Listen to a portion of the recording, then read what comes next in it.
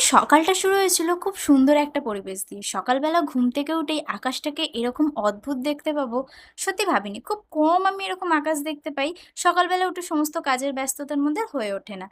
সেদিনকে আমি জ্বালিয়ে দিয়েছিলাম, সমস্ত কিছু পুড়িয়ে দিচ্ছিলাম। আসলে সামনেটা অনেক নোংরা জমেছিল। তাই ভাবলাম আজকে জ্বালিয়ে দিই। সত্যিই ভাগ্যিস জ্বালিয়ে দিয়েছিলাম। আর সেদিনকে যা হয়েছিল তারপরে জ্বালানোর পরে আর বলে কাজ নেই। সেদিনকে সারাদিনটা আমাদের এখানে বৃষ্টি হচ্ছিল।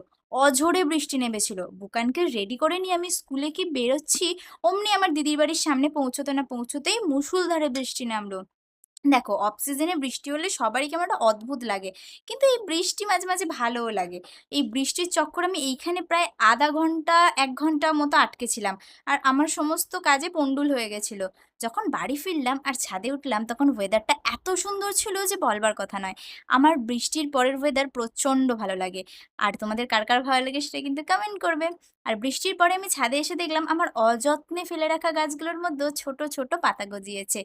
আর এই হচ্ছে আমাদের বাড়ির মেন ভিলেন। এর জ্বালায় আমাদের বাড়িতে যে কত অশান্তি হয় তার ঠিক নেই। কোনোদিন হিসি করে দিচ্ছে, কোনোদিন পটি করে দিচ্ছে। যার জন্য বাড়িতে নিত্যদিন ঝগড়া হতে থাকে। এটাকে কি করে যে দাঁড়াই সেটাই বুঝতে পারি না। আর আবার কথা বলতে না বলতেই আবার অঝোরে বৃষ্টি। বেশিক্ষণ হয়নি আমি বাড়িও এসেছি। তার মধ্যেই এত জোরে বৃষ্টি আরম্ভ হয়েছে কি বলবো।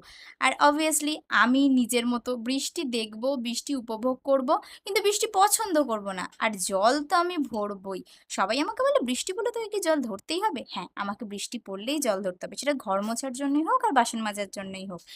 একটা সময় ছিল বর্ষাকালে যখন পুরো ছাদ একদম পরিষ্কার থাকতো, ছাদ থেকে জল ধরতাম রান্না করবার জন্য। তোমরা কারা, কারা বৃষ্টির জল দিয়ে ভাত রান্না করেছো সেটা কিন্তু বলবেই।